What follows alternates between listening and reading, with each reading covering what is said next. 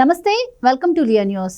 జగన్మోహన్ రెడ్డి ప్రభుత్వంలో కీలక పాత్ర పోషించినటువంటి స్వామి స్వరూపానంద సరస్వతి ఇప్పుడు సంచలన నిర్ణయం తీసుకున్నారు. మరి ఆయన రాష్ట్రం వదిలిపెట్టి వెళ్ళిపోతున్నారు అని చెప్పి వార్తలు అయితే వస్తున్నాయి. మరి ఇందులో ఎంతవరకు నిజం ఉంది, ఆయన ఇలాంటి నిర్ణయం తీసుకోవడానికి గల కారణం ఏంటి, ఇలాంటి విషయాలన్నీ తెలుసుకుందాం. మనతో పాటు ఉన్నారు సీనియర్ జర్నలిస్ట్ సత్యమూర్తి గారు. నమస్కారం సార్. నమస్కారం అండి. సార్, విశాఖ శారదా పీఠాధిపతి స్వరూపానంద స్వామి సంచలన నిర్ణయం తీసుకున్నారని వార్తలు వస్తున్నాయి. ఆయన రాష్ట్రం వదిలిపెట్టిపోతున్నారు అంటున్నారు. ఏంటి సార్ అసలు ఆయన రాష్ట్రం వదిలిపెట్టిపోవడం ఏంటి, ఎందుకు ఆయన ఎలాంటి నిర్ణయం తీసుకున్నారంటే ఏం చెప్తారు? స్వరూపానంద స్వామి అంటే ఆయన నిన్న మొన్నటి వరకు కూడా ఆంధ్రప్రదేశ్ రాష్ట్రంలో వివిఐపి కింద లెక్క.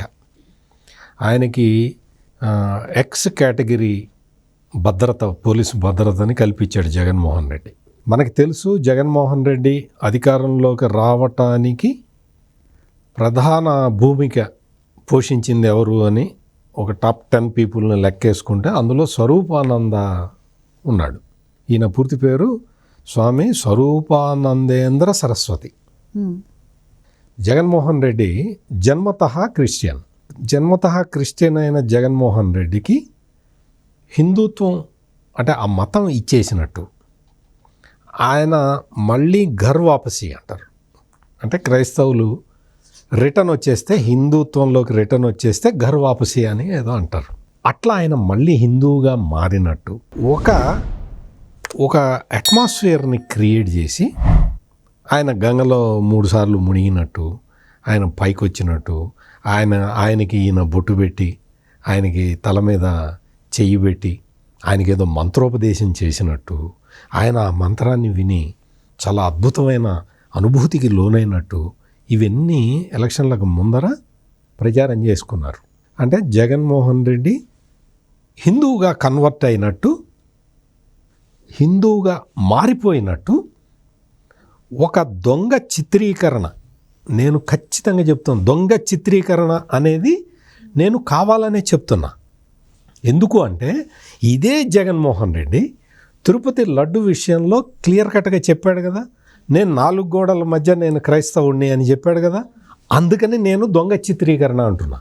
పంచగట్టి ఒక పైన ఉత్తరీయం వేసి నీళ్ళల్లో ముంచి లేపి, పైకి లేపి, 3 సార్లు ముక్కు మూసుకొని మునిగినట్టు ఇవన్నీ ఎవరు చేస్తారు? క్రిస్టియన్స్ చేయరు కదా, హిందువులు కదా చేసేది. మరి ఆ విధంగా ఒక డూప్లికేట్ మత మార్పిడి చేసిన వ్యక్తి ఈ స్వరూపానందేంద్ర సరస్వతి. ఆ విధంగా ఒకవైపేమో హిందువుల్ని ఆకట్టుకోవటానికి జగన్మోహన్ రెడ్డి ఈ నాటకం ఆడి, రెండో వైపు మళ్ళీ ఇదంతా కూడా మళ్ళీ బెడిసి కొడితే ఆయనకి క్రిస్టియన్ ఓట్లు రావు కదా. అందుకని ఏం చేశాడు, షర్మిల భర్త బ్రదర్ అనిల్ని పెట్టేసి చర్చిలకు అందరికీ తిప్పి, ఆ వీళ్ళ పాస్టర్ల మీటింగులు అవన్నీ పెట్టి, లేదు క్రైస్తవుడు మనవాడు ముఖ్యమంత్రి కావాలి.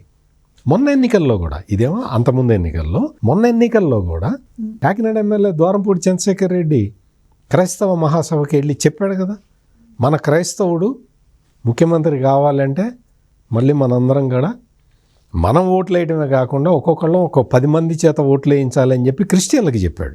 జగన్ మేనత్త విమలమ్మ కూడా ప్రచారం. జగన్ మేనత్త విమలమ్మ అయితే మొత్తం అందరికీ క్యాష్ పంచింది.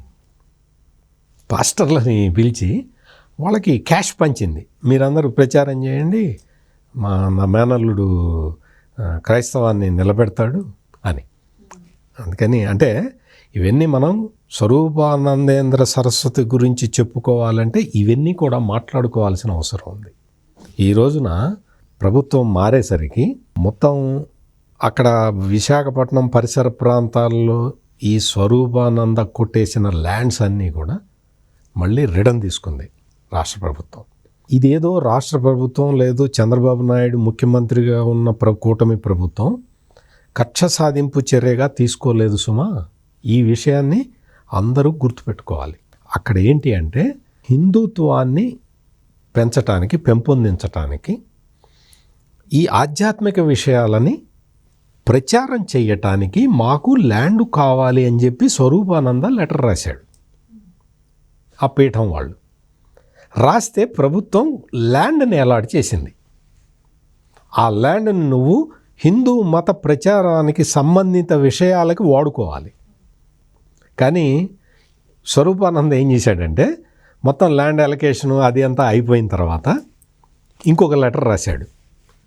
హిందూ మత ప్రచారం ఆల్రెడీ జరుగుతున్నది, అంత బ్రహ్మాండంగా అంత హిందువులందరూ చాలా సంతోషంగా ఉన్నారు, ఇప్పుడు మేము పెద్ద ప్రత్యేకంగా వచ్చి హిందూ మతాన్ని ప్రచారం చేయక్కర్లేదు, ఆ అవసరం కూడా లేదు, అందుకని రాష్ట్ర ప్రభుత్వం కేటాయించిన ల్యాండ్ని కమర్షియల్గా వాడుకోవటానికి మాకు అనుమతి ఇవ్వండి. ఇదంతా జగన్మోహన్ రెడ్డి గారి హయాంలోనే, మొత్తం జగన్మోహన్ రెడ్డి గారి హయాంలోనే.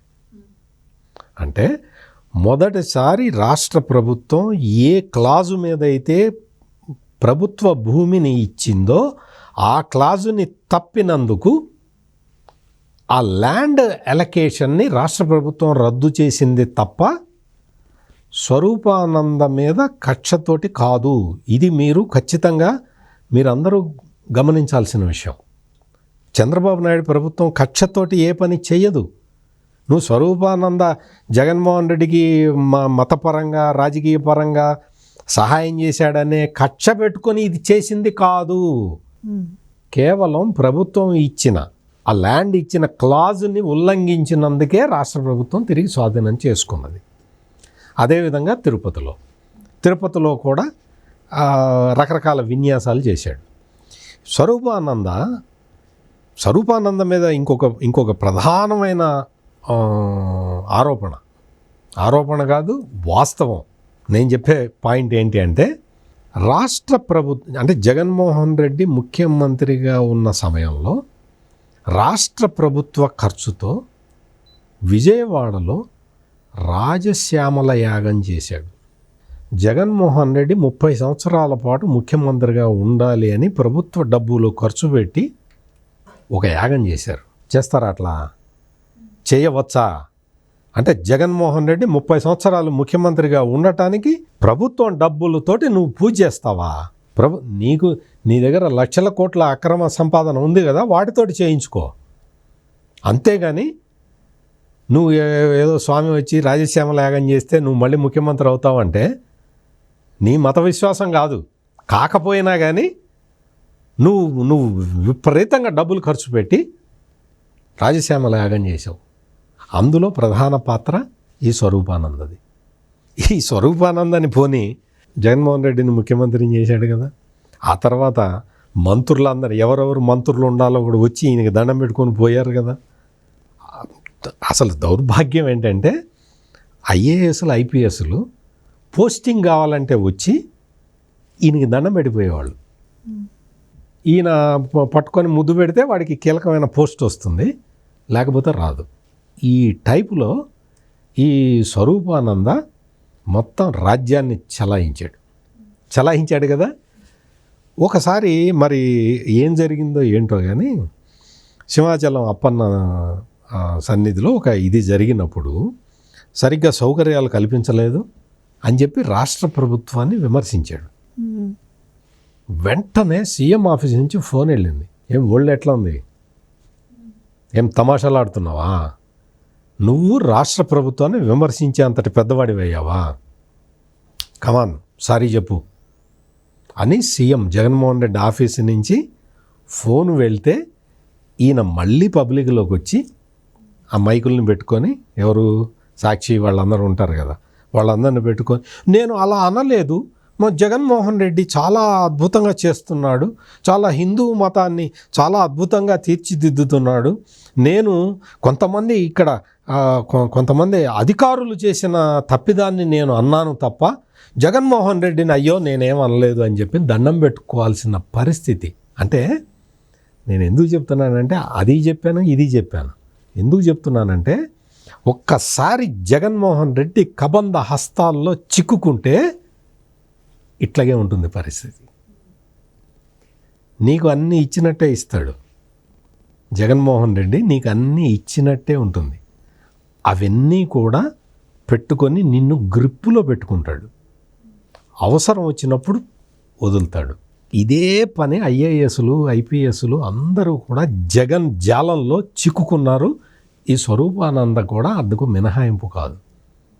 అటువంటి పరిస్థితుల్లో ఉన్న స్వరూపానంద ఈయనకి ఏంటంటే జగన్ కేసీఆర్ కూడా బాగా క్లోజ్ కదా, ఇద్దరు గురు శిష్యులు లాంటి వాళ్ళు కదా.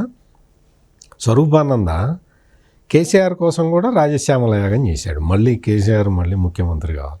ఆ రాజశ్యామల యాగం చేస్తే తెలంగాణలో కూడా ఈయనకు కొంత ల్యాండ్ వచ్చింది. అంటే ఇద్దరు ముఖ్యమంత్రులని అడ్డం పెట్టుకొని ల్యాండ్ కొట్టేయటమా హిందుత్వం అంటే? నువ్వు చేస్తున్నది ఏంటి అనేది ఆలోచించుకోకుండా అసలు స్వరూపానంద ఏ బ్యాక్గ్రౌండ్ నుంచి పైకి వచ్చాడు? నువ్వు బ్యాక్గ్రౌండ్ అంత చిన్న చాలా స్వల్పమైన జగదాంబ సెంటర్లో స్పోర్ట్స్ షాప్ నడుపుకునే స్థాయి నుంచి నువ్వు ఒక స్వామిగా వచ్చావు. ఎట్లా వచ్చావు అందరికీ తెలుసు, అందరికీ తెలిసిన విషయమే. నువ్వు అట్లా వచ్చిన వాడివి నువ్వేం చేయాలి అంటే, ఈయన్ని పెంచి పోషించింది కూడా ద్రోణంరాజు సత్యనారాయణ అని కాంగ్రెస్ లీడర్. ఆయన చాలా పెద్ద లీడరు, కాంగ్రెస్ లీడరు.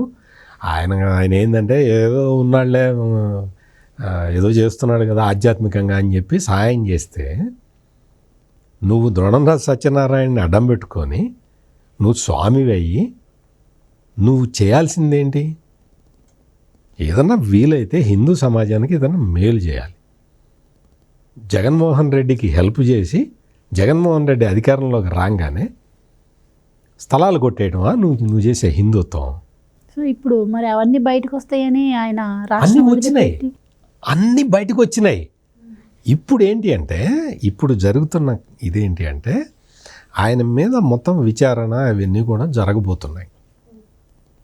విచారణ జరగబోతున్నది మొత్తం. తిరుమల తిరుపతి దేవస్థానం బోర్డు కూడా వాళ్ళు కూడా నిర్ణయం తీసుకున్నారు ల్యాండ్స్ అవన్నీ వాపస్ తీసుకోవాలని.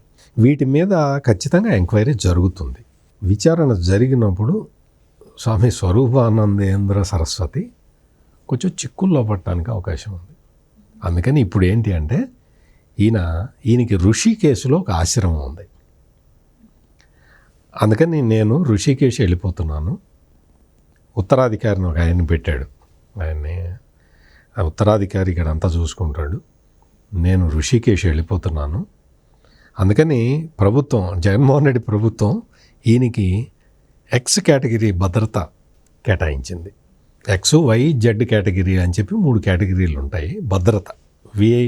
వివిఐపీలకి భద్రత కల్పించే వ్యవస్థలు అన్నమాట అవి. ఈయనకి ఎక్స్ కేటగిరీ భద్రత ఉన్నది.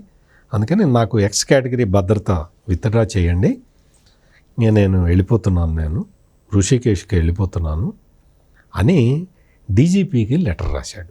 లెటర్ రాసి వెళ్ళిపోతూ ఉన్నాడు. నువ్వు ఋషికేశ్ వెళ్ళిపోతావా, హరిద్వార్ వెళ్ళిపోతావా, హిమాలయాలకు వెళ్ళి నువ్వు పూజ చేసుకుంటావా, తపస్సు చేసుకుంటావా, నీ ఇష్టం. కానీ నిన్ను స్వరూపానందేంద్ర, నిన్ను ఈ ఆంధ్రప్రదేశ్ జాతి మొత్తం, తెలుగు జాతి మొత్తం నిన్ను గుర్తుంచుకుంటుంది. రాష్ట్ర ప్రభుత్వాన్ని అడ్డం పెట్టుకొని, ముఖ్యమంత్రుల్ని అడ్డం పెట్టుకొని, వాళ్ళకి కావలసిన పూజలు వాళ్ళకి చేసి, నీ స్వలాభం కోసం స్థలాలు కొట్టేసిన ఒక స్వామిగా నిన్ను తెలుగు ప్రజలు ఎన్నటికీ మర్చిపోరు.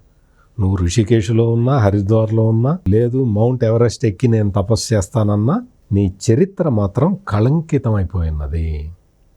ఈ చరిత్ర మళ్ళీ తిరగరాసుకోవాలంటే ఏం చేయాలో నువ్వు పెద్ద స్వామివి కదా, నీకు నేను చెప్పాల్సిన అవసరం లేదు. కానీ నువ్వు చేసింది మొత్తం తప్పు. ఇప్పుడు పారిపోతున్నా కానీ ఆ పాపం నిన్ను వెంటాడక మానదు. Right sir. మరి ఇప్పుడు ఆయన ఆరోపణలు ఎదుర్కొంటూ ఉన్నారు. ఇలాంటి టైంలో నేను వెళ్ళిపోతున్నాను అని చెప్పి డీజీపీకి చెప్పారు అంటున్నారు, భద్రత వెనక్కి తీసుకోమని. మరి అలా వెళ్ళే ఛాన్స్ ఉంటుందంటారు? ఆయన ఆరోపణలు ఎదుర్కొంటున్నారు కాబట్టి ఆయన పైన ఎంక్వైరీ జరగాల్సింది కదా. వెళ్ళొచ్చు, అదేం పెద్ద ఇబ్బంది ఏం లేదు. కానీ వెళ్ళొచ్చు, సెక్యూరిటీని వాపస్ చేసి వెళ్ళిపోతూ ఉన్నాడు, వెళ్ళొచ్చు, ఆయన ఇష్టం. కానీ బట్ ఇదంతా జరిగింది ఒక కుట్ర ప్రకారం జరిగింది అని విచారణలో ప్రూవ్ అయితే మాత్రం, జగన్మోహన్ రెడ్డి కూడా చెప్పాడు కదా, 7 సముద్రాల అవతలున్నా లాక్కొస్తా నేను అని చెప్పాడు కదా. అదే 7 సముద్రాల లాజిక్ స్వరూపానందకే కాదు, ఎవరికైనా అప్లికబుల్ అవుతుంది. Thank you so much. నమస్కారం. Please subscribe to Leo news for more videos.